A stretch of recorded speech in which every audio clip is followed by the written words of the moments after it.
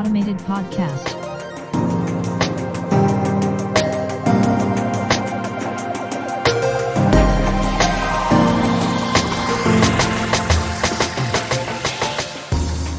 Welcome to Automated. I'm your host, Mark Verbenkov, and in this weekly podcast, we will be exploring the impact of emerging technology on jobs, society, as well as us, with business and technology leaders, researchers, and independent professionals across the world. So one of the topics that I've actually discussed a number of times offline, but haven't really had the opportunity to bring it up on the podcast before, is the automation of relationships and specifically sex. And by this, I don't really mean at all the online dating scene, which has, I really think, been discussed extensively by now on other platforms, but rather the use of robotic sex dolls, more commonly known as sexbots.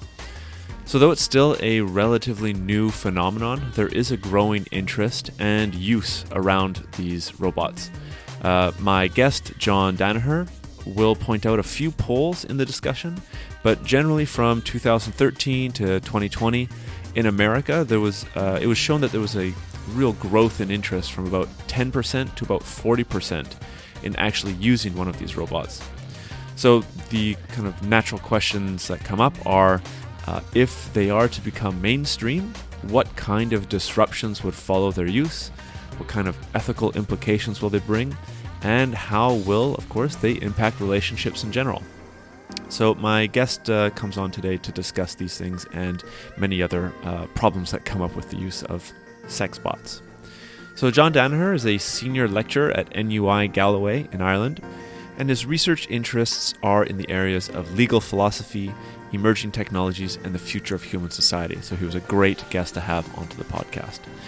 He is an author of Automation and Utopia, Human Flourishing in a World Without Work, and the co-editor of Robot Sex, Social and Ethical Implications, which is, of course, the most relevant point for today's episode.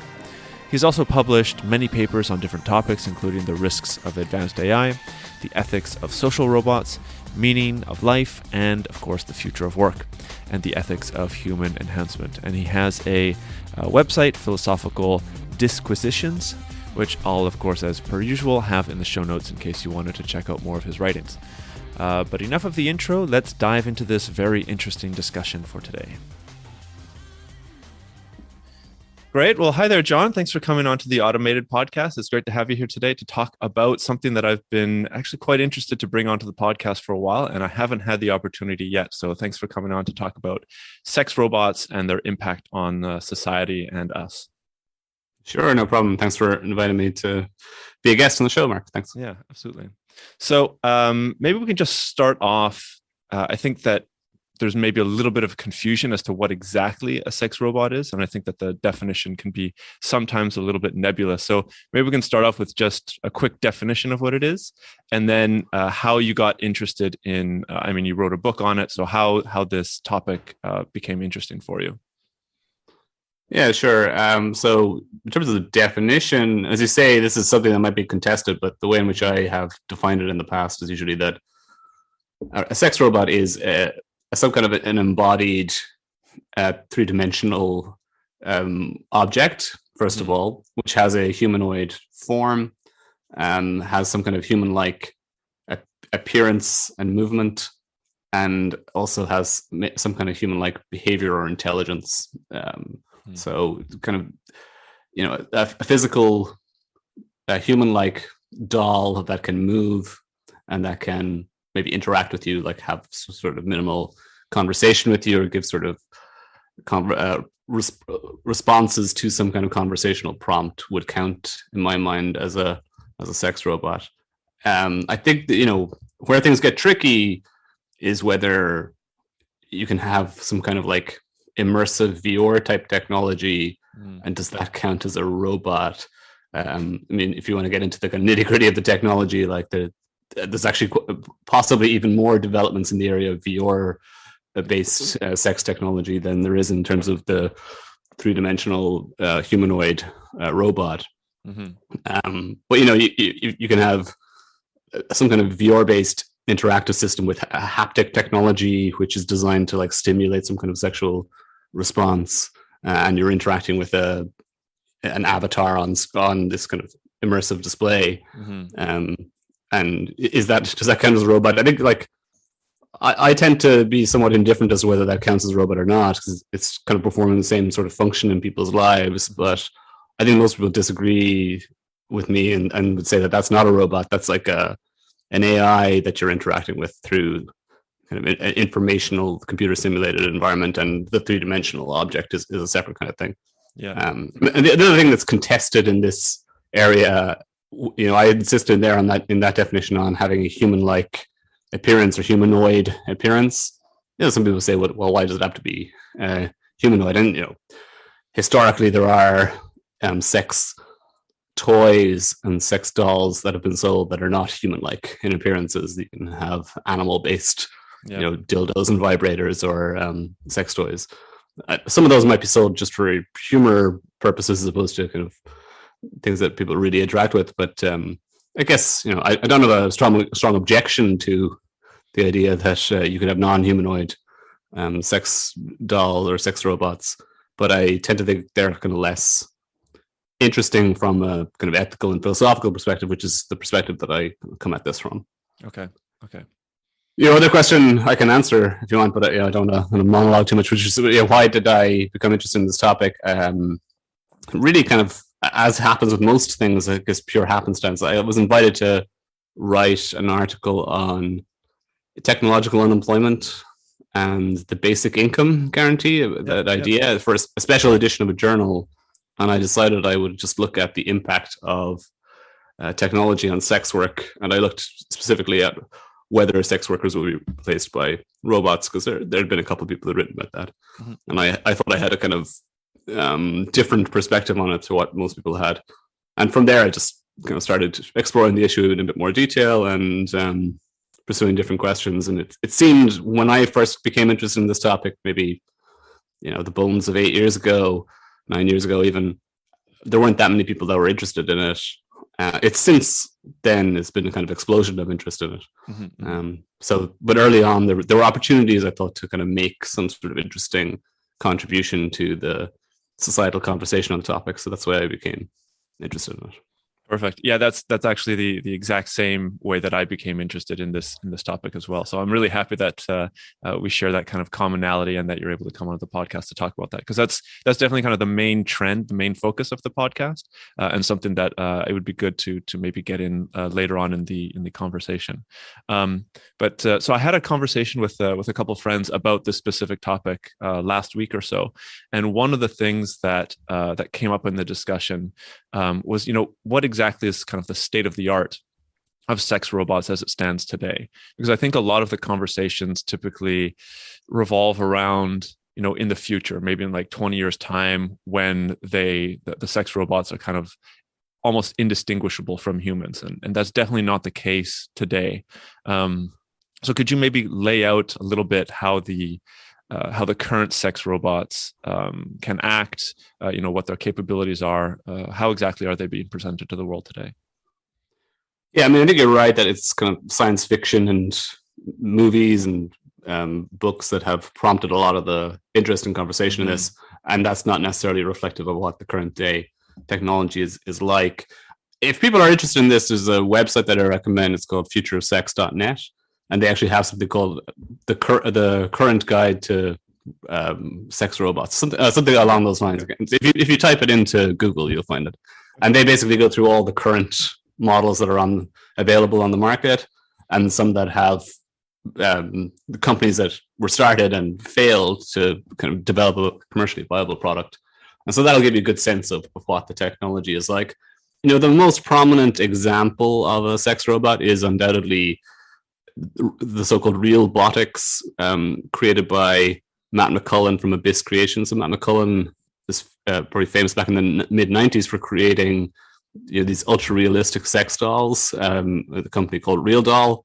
A number of them have been used in like movies, and prominent media figures have spoken about them. I think it probably really took off in, let's say, the US in popular culture. I think when Howard Stern mentioned that he had bought one on his radio show, which was obviously quite influential back in the late 90s, early 2000s. And there have been movies made with these dolls in them. Lars and the Real Girl is a famous example. I think that featured Ryan, what's his name? Now I can't remember the name of the Canadian actor. Ryan Reynolds? No, it's not Ryan Reynolds. Okay. It's kind of blondie guy. It doesn't matter. I should know his name. I don't know why I've blanked on it, but it features him in one of his early roles as a kind of like socially awkward man who kind of learns how to interact with people through this sex doll, kind of come out of his shell as a result of that. So there's kind of been popular media depictions of that. So that previously that product was just like an inanimate doll with a fairly sophisticated internal skeleton and quite a lifelike appearance.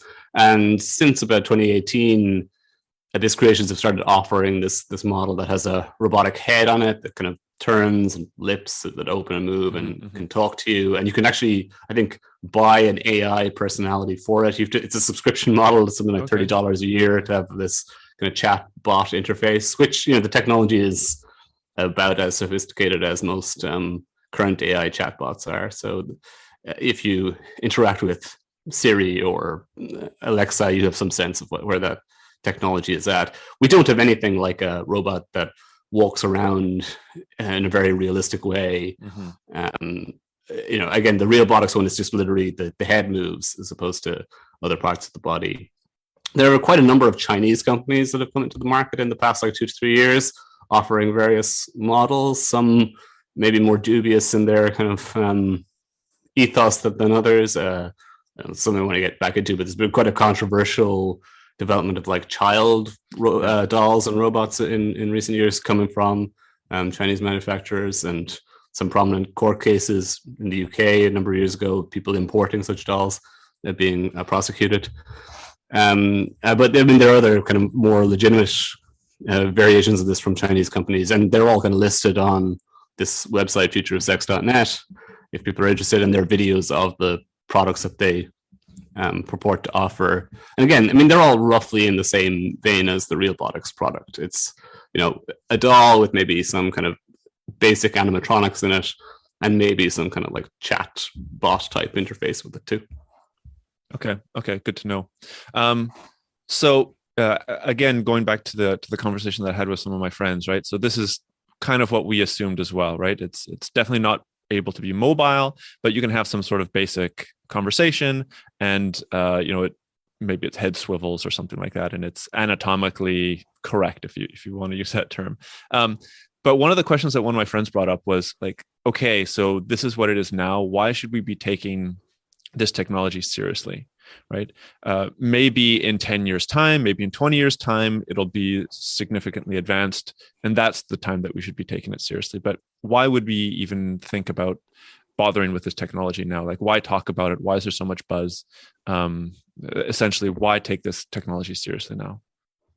I suppose, there's a number of different perspectives to which you can approach that question. Serious relative to what? I mean, serious as a commercial product that you're going to make money from. Maybe it's not commercially viable at the moment. Maybe it's a fairly niche product. I think, Real Doll as a company has been viable for 20 plus years, but it does cater to a fairly small market. Exactly. I mean, I can't actually remember the exact figures, but I know when I first looked at this, again, this is more than half a decade ago, I think Real Doll in the first 20 years of its existence had sold less than 10,000 Real Dolls or something like that. Okay. Even though, the company was still running and still operational, it wasn't a hugely, it wasn't a mass market product. But, from my perspective in terms of like the ethics and law of something, you might be interested in this product now because you want to kind of get ahead of the current trends. So one problem with legal regulation of any technologies, it's usually reactionary. We react to the technology once it's already developed. We can see this nowadays, let's say, with the emergence of social media platforms and digital surveillance. A lot of those products were allowed to develop in the absence of any regulatory oversight. They existed in this kind of no man's land, and now different countries are scrambling to sort of, well, there's all these terrible things that happen with this technology, so let's now try and protect against disinformation and kind of non-consented surveillance and use of consumer data. So we might want to try and get ahead of that trend now. I think also, I also approach this from a kind of purely philosophical perspective. I think it's interesting to ask certain philosophical questions about, why do we have this desire to create a technology like this? What does it say about human society?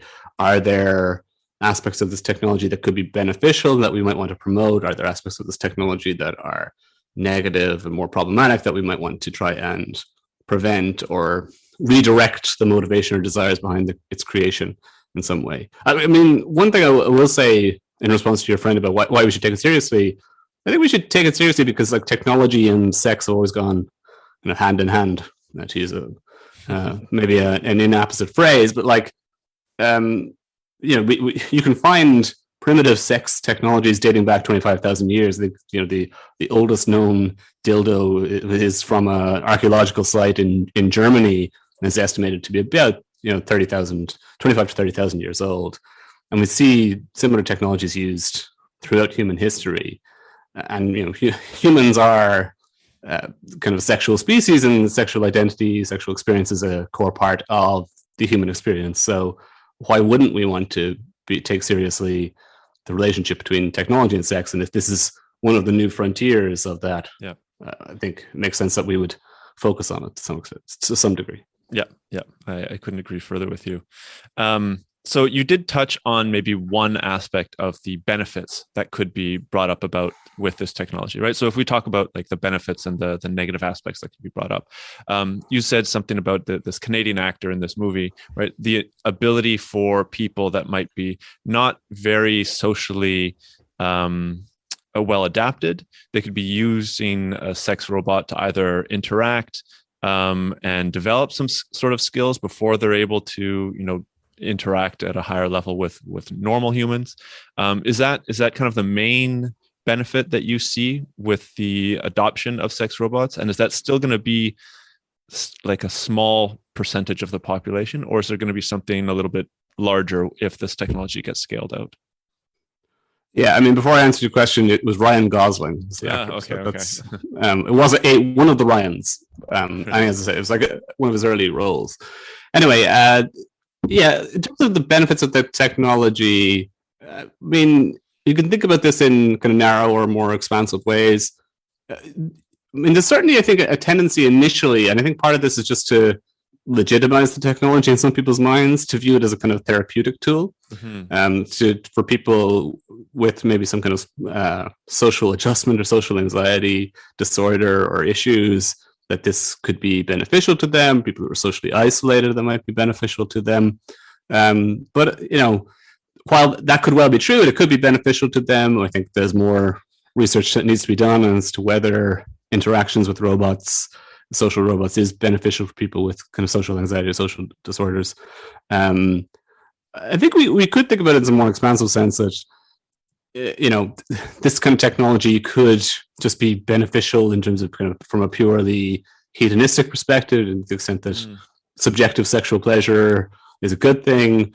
And if this technology allows us to distribute that more widely, that would be a benefit.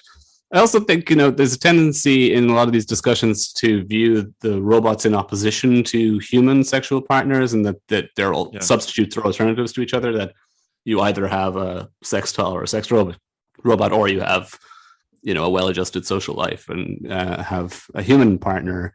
And I think that kind of oppositional view is something that we should challenge. This is something that a colleague of mine, who I wrote or edited the book that you mentioned with, Neil MacArthur, has written about more detail than I have. But he thinks that sex robots could be used to complement human relationships to the same degree that many couples use sex toys in their relationships nowadays.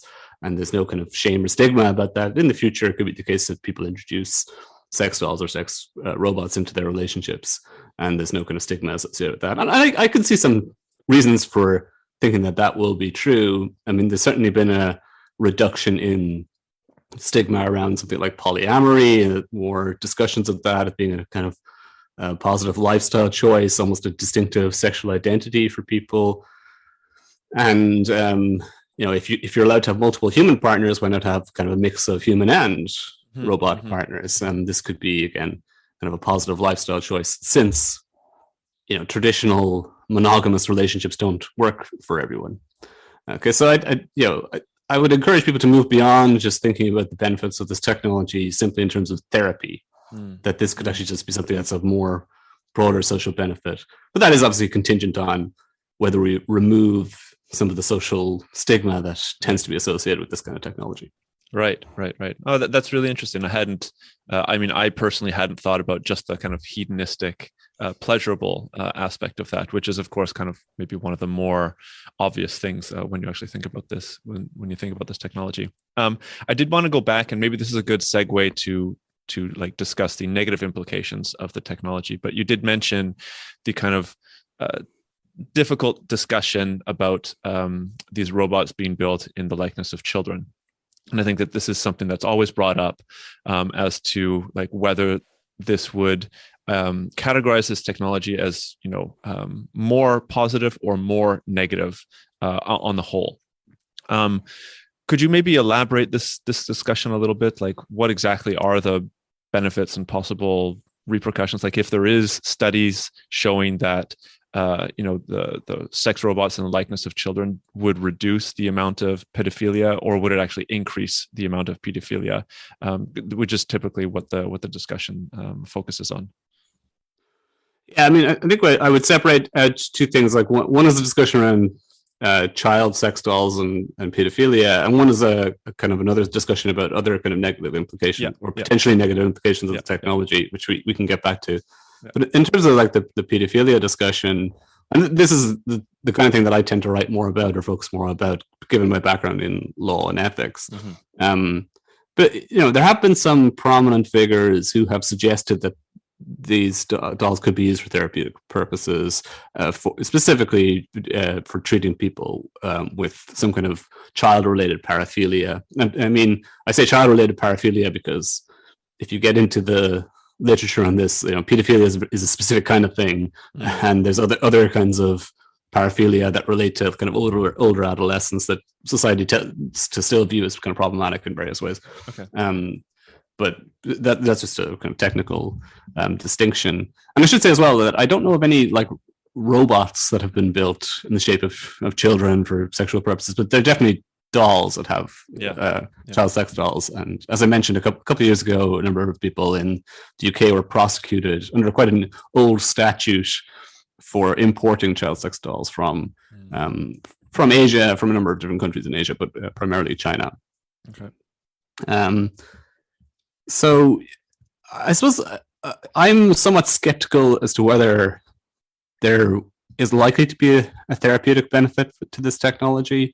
But actually, more importantly, I'm skeptical as to whether we could ever know that there's a therapeutic benefit to this technology in a way that could make us like sufficiently confident that it's worth experimenting with it and using it in that context. Because my reading of the literature on therapeutic interventions into pedophilia is that it's actually very difficult area to study. Yeah. Very difficult area to get funding in, for example. Most pedophiles don't come forward for treatment unless they're compelled to do so by court order or through some other factor. So you're kind of getting a biased, maybe non-representative sample of such people in a lot of these therapeutic studies. Also, the history of some other kind of debates around the social impacts of violent media or sexual media on behavior is highly contested, and it's not clear that there are kind of any obvious answers as to whether it increases or decreases future offending, for example. I mean, all that said, like I'm not completely averse to the idea of this being used for therapeutic purposes. If it's the case that the technology would prevent real world child sexual offending, then that could be a good thing. But I would just say that we would have to study that in a very careful way.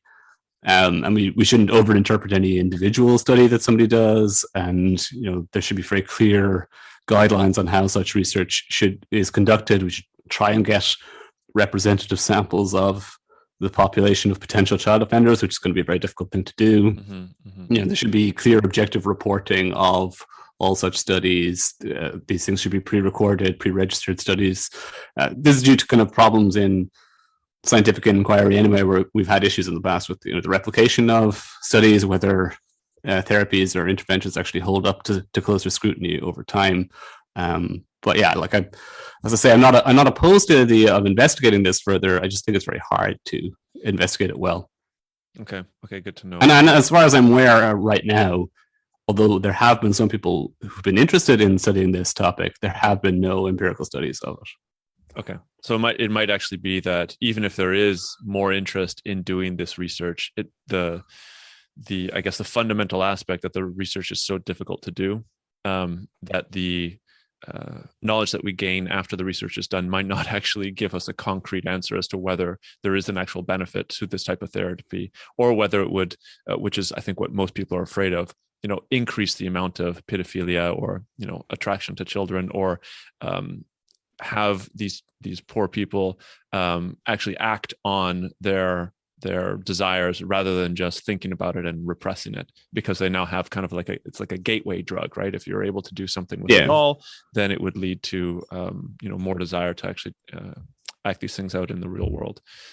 Okay, but good to know that there's the research is still out. Just to jump in on that point though, because this also affects other kinds of debates around the negative implications of this technology. There are questions that are asked about the whether if you have a technology like this, does it dampen those sexual desires or the desire to act out on certain sexual impulses against real people, or does it actually kind of accentuate them, right? And like one of the things that is sort of the clinical consensus on pedophilia at the moment is that you shouldn't encourage people to act on their desires and impulses. You should focus on ways in which you can control and minimize and dampen them, as opposed to encouraging some sort of cathartic outlet for them, because the fear is that actually just habituates people to that behavior and makes them desire more of it. Right. So if you take that kind of prevailing clinical consensus as a kind of starting point, that would bias you against the use of this technology in a therapeutic way. Now, but that prevailing clinical consensus may be wrong, okay, and there are some people who dispute it. There's a couple of Norwegian researchers, Ole Martin Moen and Axel Brannan Steri, who've written a paper that was kind of critical of something that I wrote on this topic, where they argue that there could in fact be therapeutic benefits to this technology, and they look at some kind of statistical studies suggesting that overall rates of real world child sexual offending might have gone down with the wider availability of child pornography, let's say. Now, child pornography is obviously problematic in its for other reasons, but one of the arguments would be that like a child sex doll or virtual child pornography would be less problematic than the traditional form of it. Yeah, and I'm also thinking like there's the current sex doll versus the sex doll of the future, which might be, bridging that uncanny valley.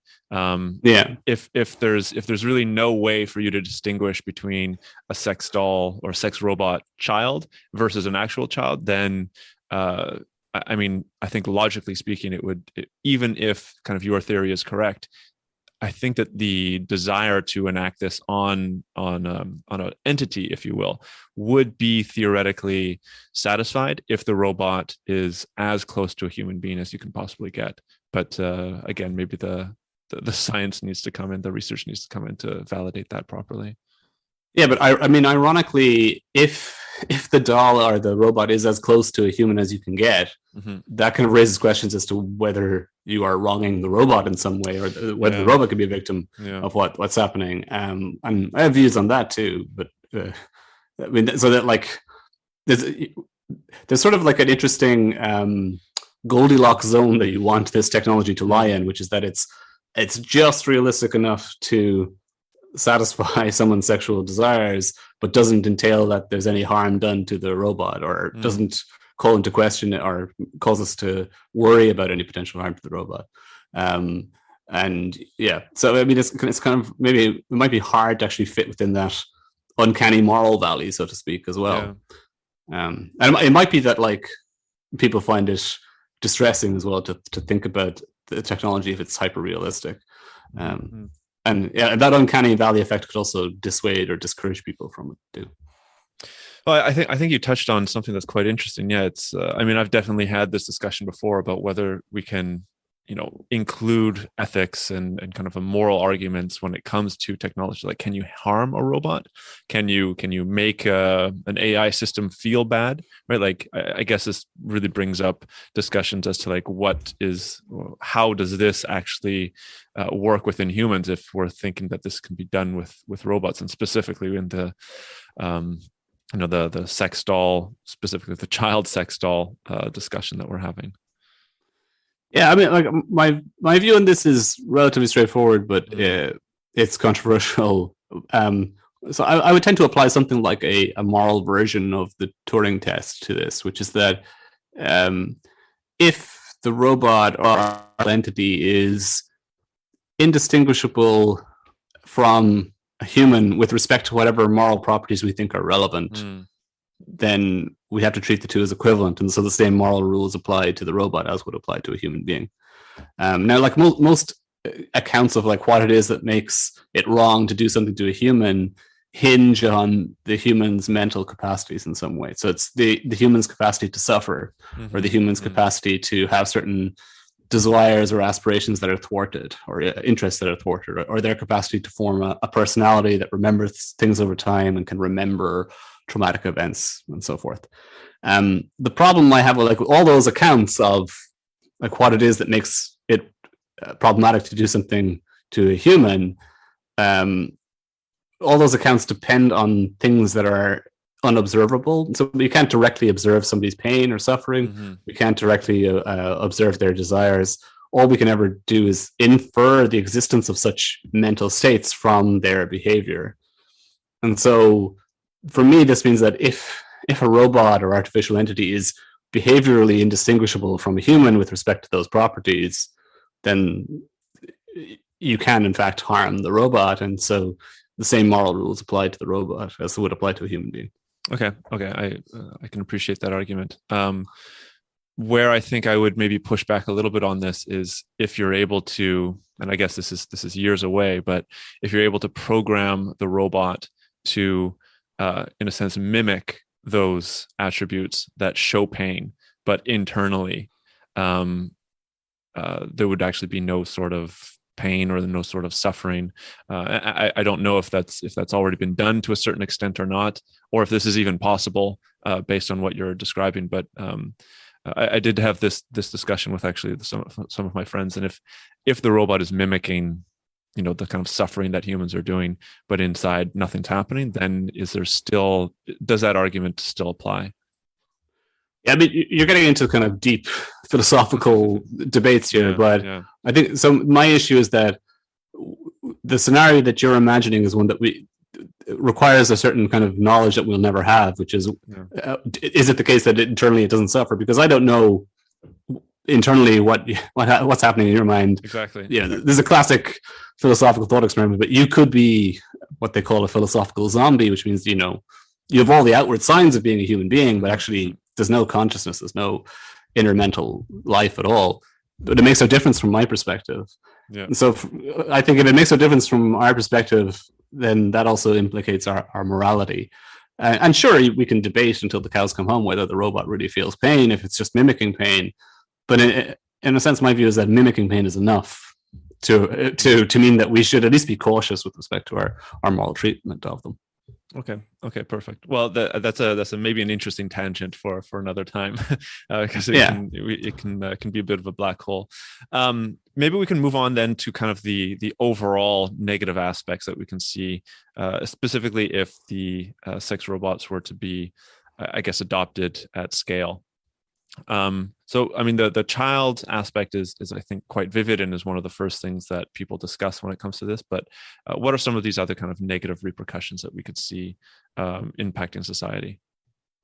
Well, I mean, look, the big one, and people will note this if they go to that website that I mentioned on Futurism.net, is that all of these dolls so far, robots so far, are women, right? They're depicting women. They're representations of women, maybe particularly kind of stereotypical representations of women, and that is deemed can be problematic and there's a number of kind of scholars within, let's say, sort of feminist ethics tradition that challenge the use of this technology, mainly for reasons very similar to why they challenge the depiction of women in kind of mainstream pornography, for example.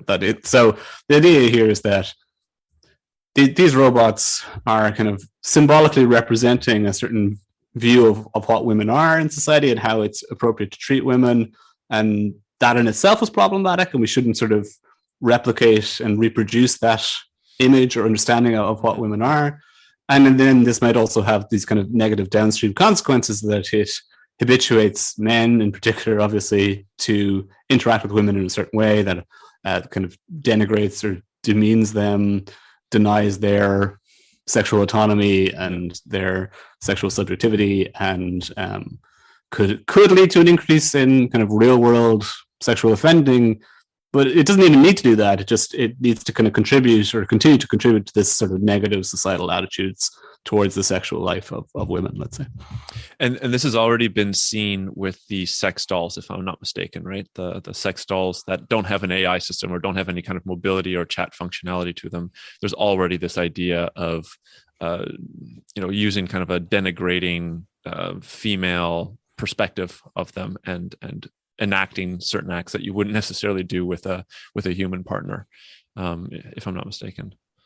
Yeah, so I mean, there's that critique of sex dolls that I mean, in some sense, you could argue that sex dolls are more problematic in that they are completely inanimate, and that there's no possibility of interaction or conversation with them. They're just a tool that you use for whatever your kind of sexual needs are, but they're a tool that kind of physically embodies or represents a woman, and that might be kind of problematic in your attitudes and your behaviors towards women. Mm-hmm.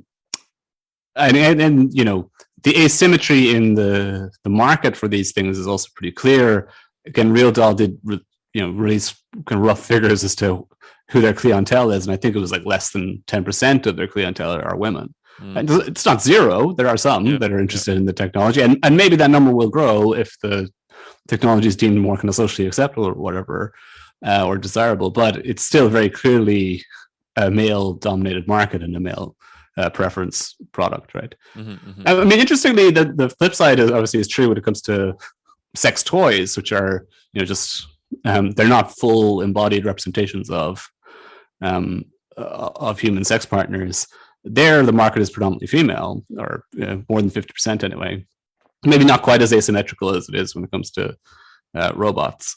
And there are people who kind of push back against that kind of feminist critique and say, well, isn't there something like very objectifying and demeaning about a vibrator or a dildo, and that it just represents one part of a man?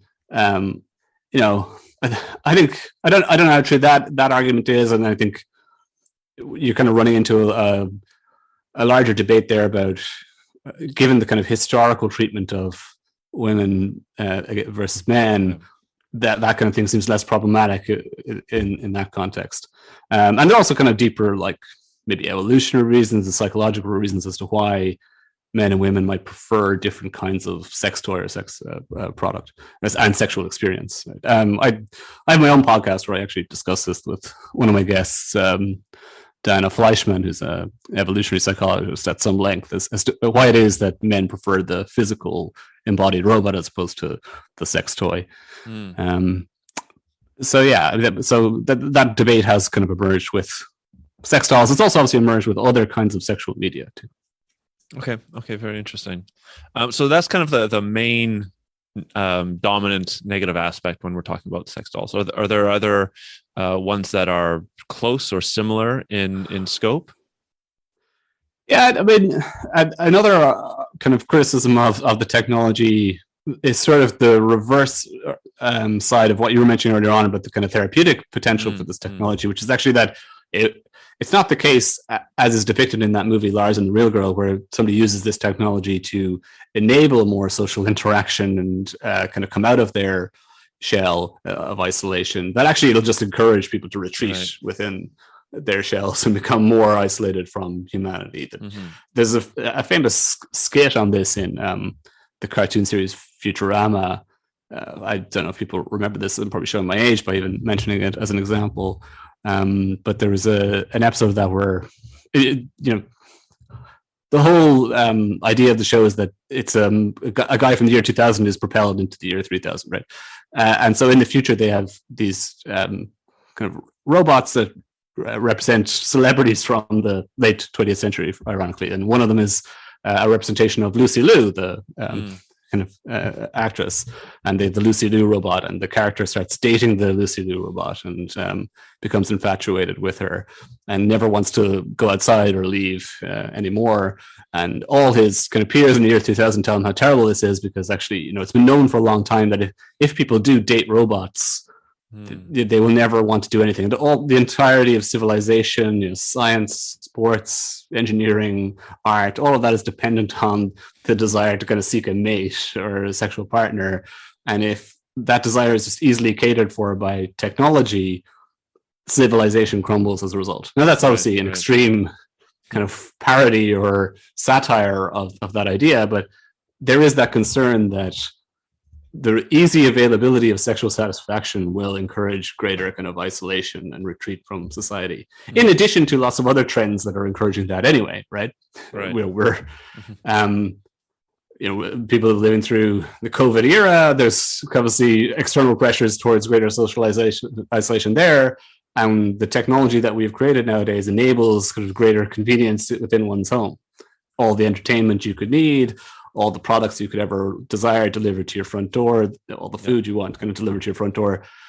So when you combine the sex technology with all these other trends, you get this kind of push towards greater social isolation.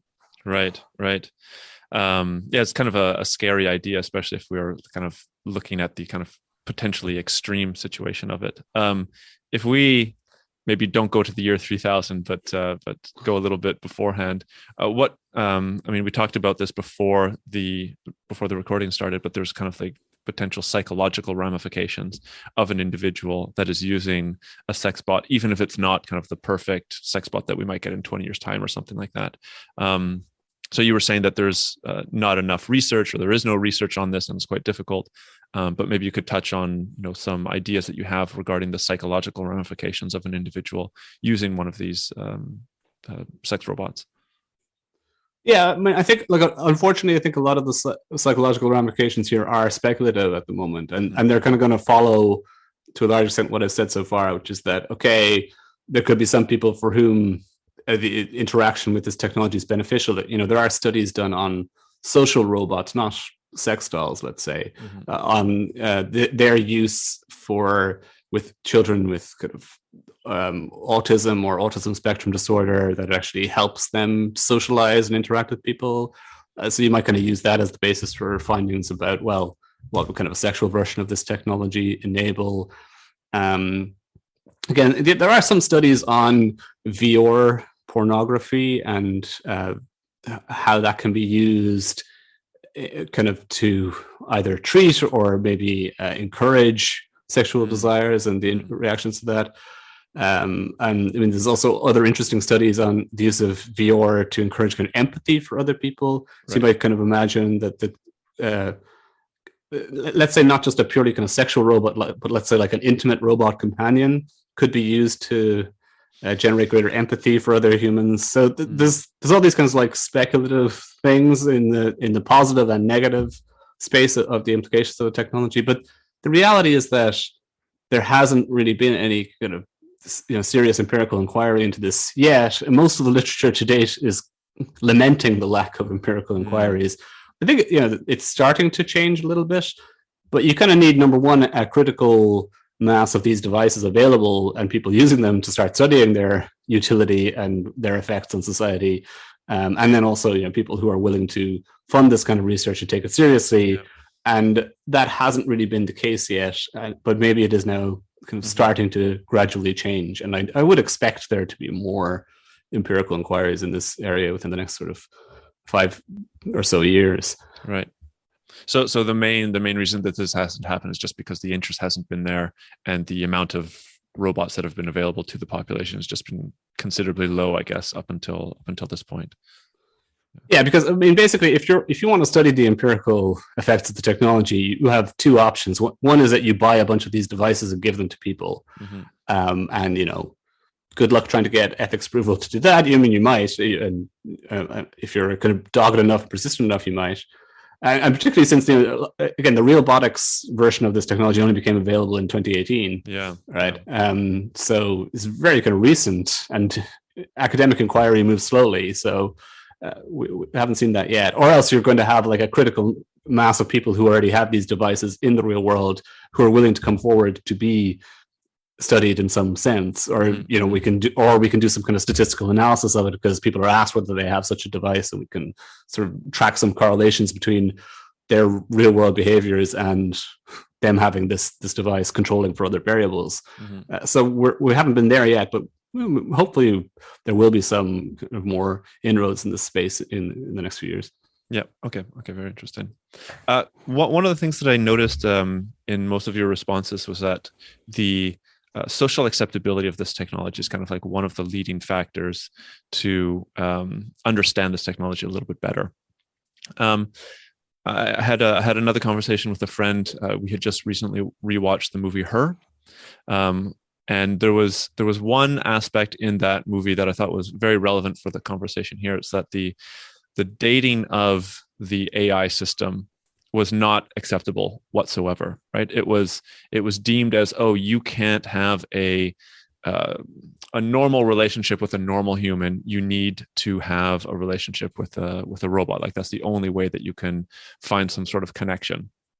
So maybe my question to you is, have you seen any kind of changes in the social acceptance of these sex bots? And if not, what is kind of required or necessary for the acceptance to be had by society? Yeah, I mean, I've seen some changes. So, I published this book in 2017 called Robot Sex, which one of the chapters looked at empirical studies of this technology and the attitudes and acceptability of it. And I do remember, like, one of the figures that we quoted in that was roughly around 10% of the population at the time, based on some surveys and polls, would be willing to entertain the idea of having sex with a robot or view that as potentially socially acceptable. Subsequent to that, and I'm going to have to apologize and say that I won't be able to cite the exact names of the authors on all these studies, but maybe we could follow up later and I could give you links to them, and you could include them in show notes or something. But I do remember after the book was published, there was a study done suggesting that the figure had changed kind of in one survey in the UK. It was around 22% of people were willing to entertain the idea. And then actually just last year, and maybe this is a function of the pandemic as well, who knows, there was a company that did a survey, and the methodology of this is obscure, so treat it with a certain grain of salt, which suggested that around 40% of people in that survey would have been willing to have sex with a robot. So if you take that seriously, there still seems to be a bit of a change in the social acceptability of it over time. So if that continues, then there could be greater social acceptance of it. I would also say, a colleague of mine, Julie Carpenter, who actually wrote a chapter in that edited collection that I have on robot sex. She has this theory of kind of like what makes the technology socially acceptable over time, and there's a danger in assuming that the acceptance of technology is something that's static, right? Because the early people who had mobile phones were probably treated to some extent as social pariahs and annoyances, or as a very niche market, but then it became a mass market product. Now, I don't think, I'm not convinced that sex dolls or sex robots will have kind of similar social acceptability. But, as there are more people who have them and more kind of media representations of them, more people who are not kind of stigmatized or shamed for having them, this could sort of grows the social acceptability of them. You get kind of a feedback process where all these kind of representations and incidents reinforce one another, and people kind of reduce their social opposition to this. And we've seen this over and over again with different kinds of sexual practice. I mean, the obvious example then would be something like gay sex or homosexuality. It'd be something that was socially unacceptable, 100 years ago, and is now essentially, well, in many countries, it's now treated as essentially normal and socially acceptable. Right. Okay, well, I think it'll be really interesting to kind of track that over time and see what the acceptance level of these technologies takes place in maybe the next 5-10 years, specifically based on all the kind of social impacts that we've been talking about already. I do see that time is winding down a little bit here. I really want to maybe end the discussion here on really what the main theme of the podcast is, which is the impact on work from the technologies that are explored. So. Obviously, when it comes to sex robots, the first thing that comes to your mind, come to anybody's mind when we talk about the adoption of this technology is its impact on sex work, right? What are your thoughts? Will sex work become obsolete? Will there still be a space for human sex workers in the future when these technologies scale out and become, more human-like? What's your perspective on that? Yeah, and as I said at the start of the interview, this wasn't actually my entry point into this debate as well. And even though I published these views like back in 2013, I don't think my views have changed substantially. And I have actually, published a whole book about technological unemployment and its impact on society since then. And that has been, I guess, more of my kind of primary focus as well. So there's a simplistic thesis, which is that sex robots will replace sex workers. And there are a variety of reasons as to why you might think that's true. Number one, that sex work is socially unacceptable and legally unacceptable in many countries, although that has changed and over time. So, being a sex worker is something that is precarious and difficult and stigmatized in modern society. So it's not a hugely desirable form of employment. People might, feel a bit kind of shady or unsavory about seeking out human sex workers, might be discouraged from doing so. And so you might say that the robot will be less, will have less hurdles to its kind of use in the sex work industry. And there are a number of people who've kind of made that basic case. And there's other kind of arguments that, well, it might be safer than human sex workers, and obviously human sex work has an association with human trafficking and kind of pretty terrible treatment of human beings. So you kind of eliminate those ethical concerns about the practice with the use of the technology. So those are reasons to think it might replace sex work over time. I suppose my view on this has been somewhat contrarian in that I'm less convinced that that's true. And part of the reason why I'm less convinced that's true is because I think we've got to consider the impact on sex work in light of the impact of automation on other kinds of employment. Okay, so automation is impacting on other kinds of employment probably at a much faster rate than it's impacting on sex work. It's displacing, it has displaced a lot of agricultural work, manufacturing work, now increasingly replacing a lot of services work and sort of knowledge work. And that looks set to continue. And even if it's not actually replacing that kind of work, one thing that it's doing to those industries is that it's making work more precarious, less well rewarded, and people have to seek out, multiple jobs to be kind of economically viable over time. And so what does that do? I think that creates a pressure for people to move into jobs where there is some kind of human advantage.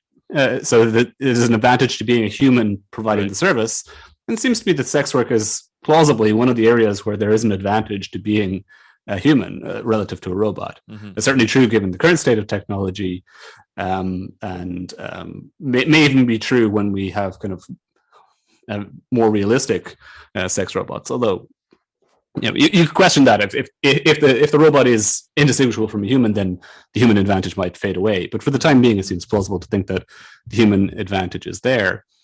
So the impact of these other forms of automation on employment seems to me might be something that pushes people into sex work, even if it is socially unacceptable and stigmatized and not kind of properly legally regulated. Because again, economic necessity trumps all these other concerns for people. And in fact, there's some evidence to suggest that this is true. There is a kind of, to some degree, an increasing acceptance of sex work, particularly internet-based sex work. And platforms like OnlyFans have shown how it might be viable for people to kind of have employment in this way and in a reasonably safe form. So I think we could potentially think of sex work as an area that might be kind of particularly hard for there to be this kind of replacement of human service providers. And ironically, it may be the case that automation in other industries increases the number of people who are willing to supply their labor into the sex work market. And so you actually get an increase in human sex workers as opposed to a decrease as a result of technological displacement.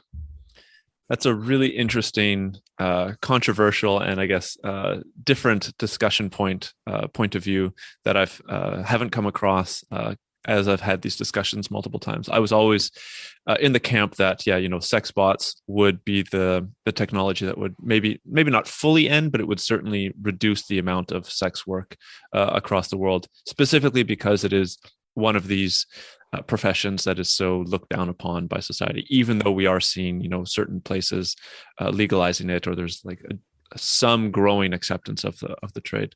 That's a really interesting idea, John. Thank you very much for sharing that. I do see that our time is up here. How can people get a hold of you? Where can people reach out to you? I'll also have the name of your book and link in the show notes, but how can people get a hold of you best? Yeah, so I have a blog or website that I've been running for quite some time. It's called, I need to take a pause here for a minute, Philosophical Disquisitions. So it's quite a long title, which has thousands of essays that I've written over the years. Well, not thousands, I think maybe 1,200 essays that I've written over the years. And that's sort of the main hub for everything that I do. I have a podcast with the same name where I talk mainly about technology and law and ethics. And then if people are interested, they can find me on Twitter, I guess, at John Danaher. So I was the first John Danaher to be on Twitter, but not the most famous one. Terrific. Well, thank you very much for coming onto the podcast and sharing your ideas and insights into this really, I think, fascinating technology, and specifically with its repercussions for society in both the good and the bad. So I wanted to thank you for coming on and sharing those ideas. Yeah, no problem, Mark. It was nice to have a conversation about this. Absolutely. Thanks. Well, that's it for this week's episode. Thanks for listening. If you like what you hear and you want to support the podcast and the conversations here, the best way to do this is to go onto Apple Podcasts and leave a review, as it helps the algorithm to reach out to new listeners and brings the show to them. Also, feel free to check out the website, automatedpodcast.org, where you can find the show notes for each episode, written articles on the themes of the podcast, and a library of resources on the topic of emerging tech and automation. Also, if you want to reach out and leave any feedback, or you have any questions about the podcast or any of the conversations, there are general contact links such as email, LinkedIn, Twitter, etc. for you there on the website.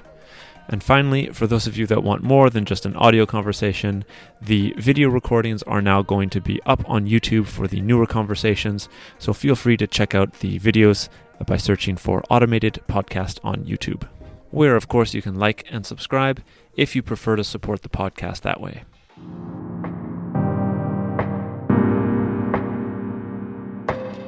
The Automated Podcast.